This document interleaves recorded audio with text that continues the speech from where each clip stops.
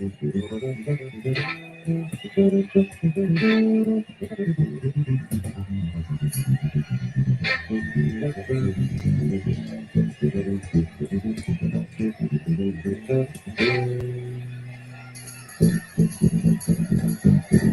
right. Good morning, everybody.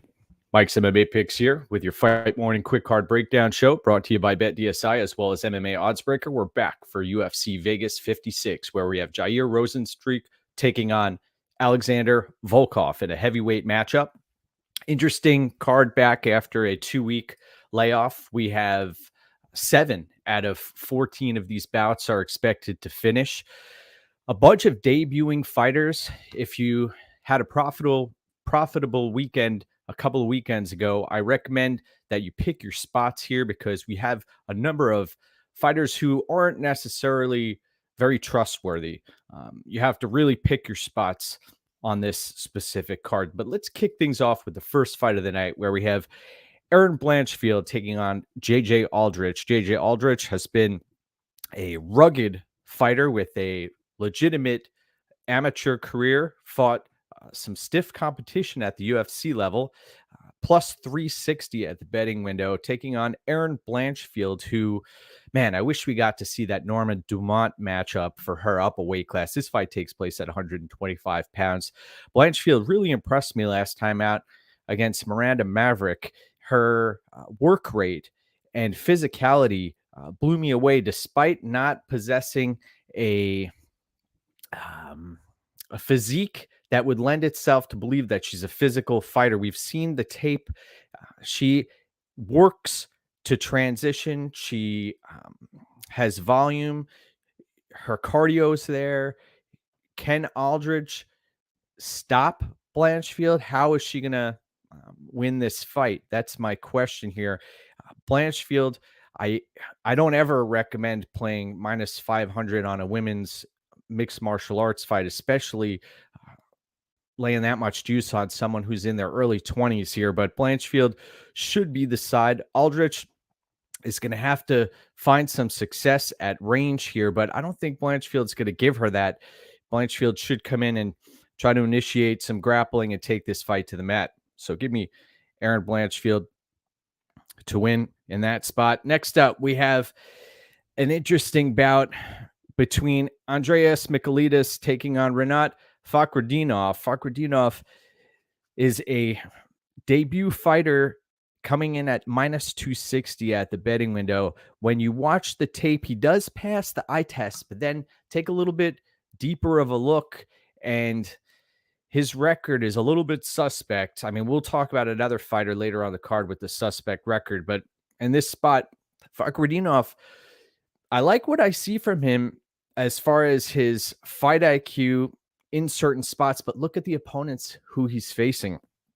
Mikulidas has been in there against Alex Pereira and others, but you have to think about what Mikulidas is known for here. He's known for being finished by Alex Pereira, also being slumped over against the cage against Modestas Bagauskas, and now he's coming to a new weight class here at 170 pounds. We've seen the spinning attacks. He's a bit of a spaz out there when you watch him fight. Fakhrudinov is a more composed fighter who, 20-2 record, but look who it's against. I'll be picking Fakhrudinov, and this is one of those spots where show me something, kid. You know, Fakhrudinov, 30 years of age, coming into this UFC debut. I'm not going to lay a minus 260 here. So this is a stay away fight for me, but I'll be picking Fakhrudinov. Next up, where we have flyweights, men's flyweights, which is one of my favorite weight classes to watch. Jeff Molina coming in as a minus 180 betting favorite, taking on Zhumagulov, who is a fighter I'm very familiar with, watched him through the years, also overseas. He's a jack of all trades, a fighter who we saw against Manal Cap, got put in some tough spots and got his his lights turned off in a bout where he got caught. And Molina, when you watch him fight, it's really interesting. He lacks physicality. He reminds me of a Luis Smolka from a physical standpoint. He doesn't possess the same submission threat, doesn't possess the scrambling ability. He's tough, Molina. He can get cracked. He's young. He makes a lot of mistakes. And I'm not going out of my way to play Jeff Molina at -180. I know that he's shoring up some holes in his game every time out, but you look at the amount of strikes that he absorbs, and he can get taken to the mat.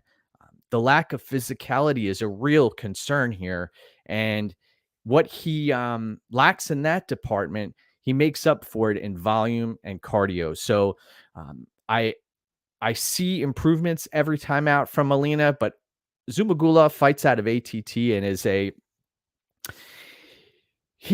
let's see. He's not a great fighter, but in this spot, I think he could pose some serious threats to Molina, especially early. And I'm not going to be playing Molina at -180. I'll be picking Zhumagulov in this spot. I think this is a big step up in competition for Jeff Molina. You look at the fighter he fought last time out, was getting put in some really tough spots early, was almost submitted in the first round. And I can't go out of my way to back Molina in this spot. So next up, we have Tony Gravely taking on Johnny Munoz. Johnny Munoz isn't a very active fighter from an output standpoint, and also as far as competing on a regular basis. Has a great ground game, top control when he's able to get it there, looks solid. But Gravely also fights out of ATT, has a great work rate, has better stand-up, more output. And if Gravely doesn't get caught in a submission here, he should win this fight all day long. Munoz doesn't necessarily throw punches that are going to pose a significant threat on the feet for Gravely. So that's something that he doesn't necessarily have to worry about, but does have to worry about the submission threat of Johnny Munoz Jr. Also, Munoz Jr. coming into his own here, but I wish we would see more activity from him. I'll be picking Tony Gravely in this spot. I think that we've seen he's been improving every time out, and even when he's taking losses, he's typically in the fight early. So I'll be picking Gravely. It wouldn't surprise me to see Munoz end up locking up a submission here. We've seen that happen before, but this line right here is interesting because you have Gravely. It's basically turning into a pick'em here. So keep an eye out for late line movement here. Gravely has a number of tools that could put Munoz in some trouble. All right, let's take a look at the comment section here. Oh, McKenna Joe thinks this is a great card. Interesting. I think this is a better card to play from a DraftKings standpoint than actually a betting standpoint. You have so many fighters on this card who are untested, unproven. And then you also have many fighters who we've seen some massive holes in their game. Some fighters are specialists. Some fighters have strengths and then have holes that can be exploited. Good morning, Evan. Yes, Molina is a potential great live bet if this heads to a third round. Next up, we have Nicholas Stolze taking on Benoit Saint-Denis. Benoit Saint-Denis. Benoit Saint-Denis, -155, known for his hellacious beatdown that he took at the hands of Salecki dos Santos.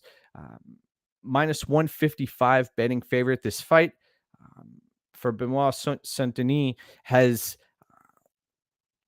it's interesting because it's only been a few months since he's competed, and the man's had to recover from that horrific beatdown. I don't think he's added any new skills in the meantime. Perhaps we're going to see less octagon jitters this time out because it's his second time competing, but he's also coming overseas here to the U.S. And Stolze is he's a veteran, but also has taken some losses in the UFC and has been beaten by marginal competition. Stolze's plus 125 underdog here. I think this fight's going to get extended, and I'm going to be backing a fighter here. This is something I don't necessarily recommend this because you don't want to bank on somebody's toughness getting them through a fight where they end up just it becoming a war of attrition, and their toughness leads them to win a fight. You don't want to end up backing fighters in that regard. But what I did like from Saint Denis is when he's been backed against the wall and he's been getting the crap beaten out of him, is that he will continue to fight back. And I think that's going to be a situation that may potentially help him here. So I'll be picking Saint Denis here, and Stolze's show me something. That's how I'm looking at this also. This fight has a few spots where I need to see more, and I also need to see more from Saint Denis as well. So this is a pass from my perspective betting wise, but I am going to be picking Saint Denis to win. I liked what I've seen in a few different areas, his striking and also his ability to stay in the fight, where we've seen Stolze's lights get shut off before in fights. And granted, this referee should have stopped that fight last time out as well. So let's see. We've got some comments here. Kind of can't be worse than last time situation for both men. Correct. That is true. And Evan says that Stolze's performed well against Ramazan Emeev. Yes, that is true. He did. He hung in that fight. Didn't get the dub, though. Next up, wow, look at this line. Damon Jackson, minus 785 at the betting window. Taking on Daniel Argeta. Daniel Argeta coming up from 135 pounds. You saw it on the scale. This is a fighter who is, he looks refreshed, although he fought in early May for LFA. Argeta is a scrappy young buck. And Damon Jackson, I got to say, I mean, he put a lot into that cut yesterday. Look at him on the scales. This is somebody who really looked haggard on the scale out there, and he should have a tremendous size advantage in this spot. Tremendous grappling edge, especially from a top game. You watch the Charles Rosa fight. Jackson is a fighter who is content riding out positions on top, and that I was originally interested in playing this fight. Doesn't go the distance, but I went back and watched. Jackson doesn't necessarily fish for the submission at all times, and Argeta is a scrappy kid, man. I see this fight heading all over the octagon, to be honest. In the small octagon also, we're going to see Argeta try to work his way back to the feet.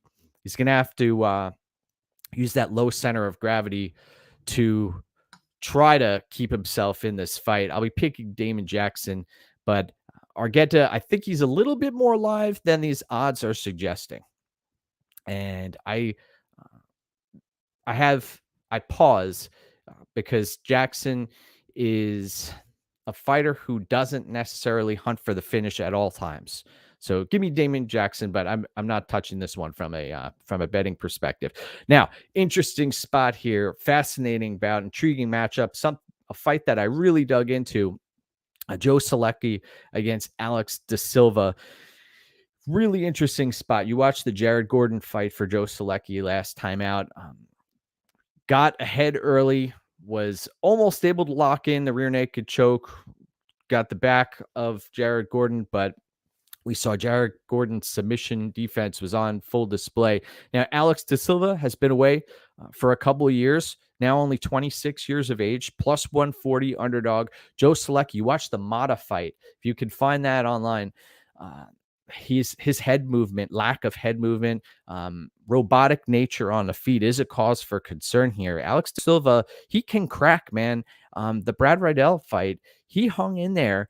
Granted, was able to find some grappling success early in that spot, but hung in there on the feet at times, was able to land some left hooks some counter hooks on Brad Riddell. That says a lot to me. And Joe Salecki is not, I wouldn't even call him a competent striker, to be honest. He is a specialist, especially on the ground.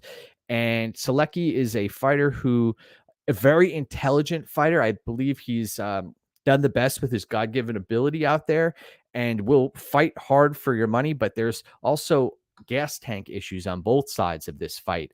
So I have concerns about Salecki's striking defense. I have concerns about De Silva's, the way he's been able to get taken advantage of on the mat and has tapped a number of times. So this fight to me is live for a finish. I see Salecki either getting knocked out early or Salecki finding the back of Alex De Silva and then the neck of Alex De Silva at some point during this fight. And it wouldn't surprise me to see this fight end inside the distance. You look at the odds for this fight to finish. Let's see. We have fight doesn't go the distance. Let's see. Goes to a decision -125. So interesting spot here. If you're getting plus money on this fight finishing, and you have a specialist here and someone who's been out of the octagon for a couple of years. De Silva looked great on the scales and should be in this fight. So it's interesting. What it comes down to, I think fight IQ wise, Joe Salecki is just such an intelligent fighter that if he's not knocked unconscious, I think that he'll win this fight. The other problem for me I have is against Jim Miller, we saw Salecki, if he's not able to get on top, he has trouble getting off of his back. He's content playing the jiu-jitsu game off of his back and not working his way back to the feet. Now, this is in a small octagon, so maybe he will have more of a sense of urgency. Still only 28 years of age. It also happened in the Jared Gordon fight, the second round. I believe he spent some time on his back as well. So interesting spot. I'll be picking Joe Salecki here. Really looking forward to that fight. Let's see. Evan, you got on De Silva at +198. Yes, that should provide you with some significant closing line value. The only problem with closing line value is it doesn't mean a goddamn thing if it doesn't cash. You could try and solidify closing line value, but you need those tickets to cash. And sometimes the sharps are pushing a line a certain way, and that's where a well-developed winning process comes into play. Long term, you'll put yourself in a good spot. Next up, where we have Felice Herrig taking on Karolina Kowalkiewicz. Kowalkiewicz coming in as a -110 fighter, taking on Felice Herrig, who's at the favorite here at -120. Very interesting.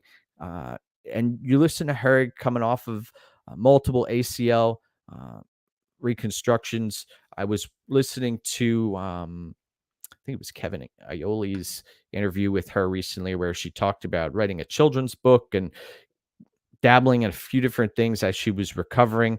And Kowalkiewicz, I mean, she's invested in her top game, in her off time. Interesting what she's done away from the octagon. Kowalkiewicz, though, is the better stand-up fighter here with solid takedown defense. I'll be interested to see. Both of these fighters are up in age. Herrig, 37 years of age, and Kowalkiewicz, 36. I have no idea why this fight's happening in the UFC, to be honest. This fight should not be happening. Both of these ladies, I thought, had finished competing inside of the UFC octagon. I'll be picking Kowalkiewicz here, but this fight, it comes down to who has more in the tank. And Herrig is a bulldog early, but she also can get finished.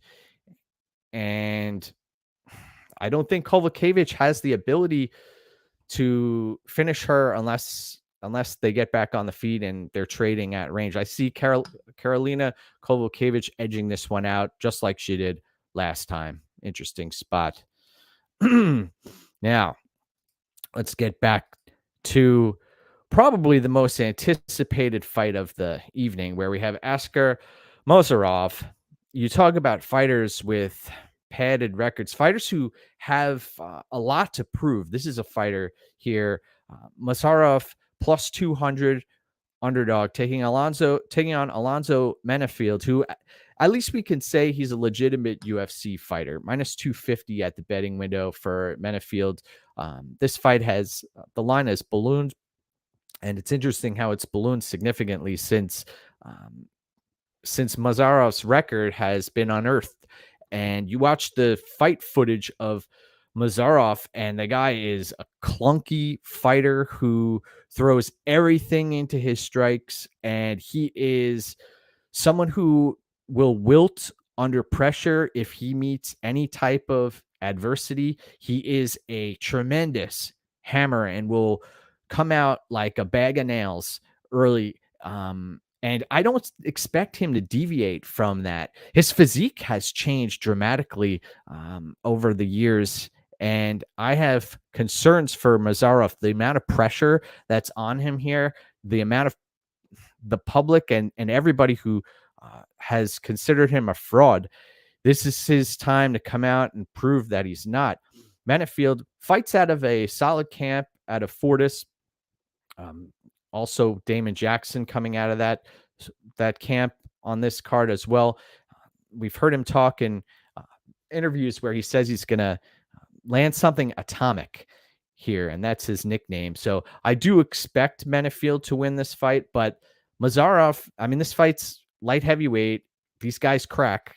Someone could go down, and Manifield does have a big grappling edge here. I am concerned for Mazarov as far as the bright lights and big city atmosphere that's now with him. He seemed cool on the mic, cool, collected, but when pressed, he had to defend himself, and his translator had a lot of work cut out for him there. So Mazarov's going to have to answer a lot of questions here. I like Manifield in this spot. I also like the unders in this spot, and it's interesting. Originally, the fight doesn't go the distance was in the minus 300s, minus 400s, and now it's skyrocketed to minus 800, minus 900, etc. So I don't see this one going the distance. Manifield is live for a submission, but as we've seen, Mazarov will check out of a fight at a moment's notice. So give me Manifield in that spot. Now, interesting flyweight bout where we have Osborne taking on Zaruk Adashev. Osborne coming in as a minus 190 betting favorite. Adashev plus 150. You watch Adashev. He's been getting better throughout his UFC career. We've seen Tyson Nam completely shut his lights out. He looked sloppy, and that wasn't the right weight class for him. He looked like he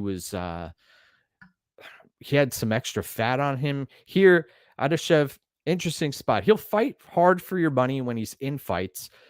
Doesn't necessarily pose a threat on the ground. It's going to be at a massive reach disadvantage in this spot. Osborne is a fighter who is a front runner, who is fighting out of a solid camp in Las Vegas. He's more of a one strike will put his opponents out. Adashev, you want to watch a blueprint here. The Sue Majeri fight. Majeri was having some success, but Adashev was cracking him. He was able to close the distance just about in many, many exchanges and kept himself in that fight, except Adashev can get caught and was caught a number of times. So I think this fight might end via finish. It wouldn't surprise me to see Osborne. The thing about Osborne is he doesn't have the volume and the work rate over the course of 3 rounds. He's going to fade as he's done in previous fights down at 125 pounds, or that's my suspicion. I'm leaning Osborne. I'm going to be picking Osborne, but Adashev, I've seen some improvements here, and the chin isn't one of them, though. He can get cracked and wobbled in fights, and that's a real cause for concern here. It may only take one for Osborne, but Adashev, his footwork, that's the other thing I need to mention. His footwork is solid. I like what I've seen, the way he's been able to move around the octagon. He's a little guy, and he works hard. So give me Osborne in that spot. Now, oh my gosh, Karini Silva is coming in as a minus 125 betting favorite against Poliana Botelho. Botelho is getting up there in age, minus 105. Interesting spot here. We've seen Botelho run into some problems against Jillian Robertson, who's a specialist. Karini Silva, go watch that Contender Series fight. Silva's opponent, my gosh, I would love to see what the testosterone results were in that bout. That was ridiculous. She was fighting a fighter who, it's hard for me to even describe what took place there, but Silva ended up pulling that out and getting the victory. In this spot, at only 28 years of age, with the skills and the physicality that Silva has shown inside of the octagon, I'll have to pick her here in this spot. I think that as far as women's MMA goes, this is still a low level fight where physicality can trump everything. And Silva has proven that she has the skills to get victories, and her record shows that as well. And she's done it on the Contender Series. I think she'll do it here against Botelho as well. So give me Karini Silva in that matchup. Now, we have a fighter who, Mike Trisano, last time out, laid a massive, massive egg. He had Tiger Schulman's in his ear and wasn't able to turn it up. He didn't turn up against Hakeem Dawodu. And very interesting spot here against Lucas Almeida, who is a tough fighter, has a tendency to slow down in fights. Almeida reminds me of a Davy Grant type fighter who will go for it, and he throws hammers. He throws bombs in his fights, and Trisano's going to really have to be careful here inside of the smaller octagon. He's going to have to use footwork, and he's going to have to pick up the pace if he wants to win this fight. Just like I'm going to be picking up the pace the rest of this breakdown. Trisano should come out here, and he has the better, more cleaner striking. But this is a case where sometimes the better fighter doesn't necessarily always win. Lucas Almeida is a fighter who is going to go for it. And I think that Trisano should win this fight. I'll be picking him to win, but I don't like anything over minus 200 for Trisano. He's going to have to show me something, just like many other fighters on this card. They're going to have to show me something. You have the Joe Salecki, the Silva fight. There have been many, the Molina, Zhumagulov fight, Stolze, Saint Denis, that's going to be another one. So, I mean, there are a bunch of fighters who have to show me something on this card. And I don't mind if you want to sit back and just pick your spots, take a few small shots on this card. I think that's a better way of approaching this, because this is a high volatility card. I mean, we talk about the next fight up here, Dan Ige taking on Movsar Evloev. Evloev coming in as a minus 410 betting favorite, taking on Dan Ige, who tough as nails. We backed Dan Ige against Edson Barbosa. He's been in fights. He's lost some brutal fights recently, though. Fights that he's even said have been demoralizing. He's had to try to get himself back on the horse. Evloev minus 410 is very wide here. I think that it was a mistake of his to talk trash at the weigh-ins here. He said something like, I respect you, but I'm going to smash you. People in the audience might like hearing stuff like that, but I don't think you have to go out of your way to get your opponent fired up, unless he's trying to make Ige become over aggressive, which I don't think Ige is going to do that. Ige can throw against Josh Emmett. He was in that fight for a while, and Evloev has tremendous grappling, isn't necessarily a finishing threat. If you're asking me the outcome of this fight, I think we're going to see Evloev win a decision victory. But again, we've seen Evloev against Dawodu fade down the stretch and get pieced up towards the end of a bout where he was shaking off the crowd, and I'm worried about his ego in this spot. I'll be picking Evloev to win and to win via decision. Main event of the evening, where we have Alexander Volkov taking on Jair Rozenstruik. Rozenstruik, interesting fighter, is pretty short for a heavyweight. I've followed his career very closely since he came on from the kickboxing scene and came into the UFC. He's improved to a certain extent.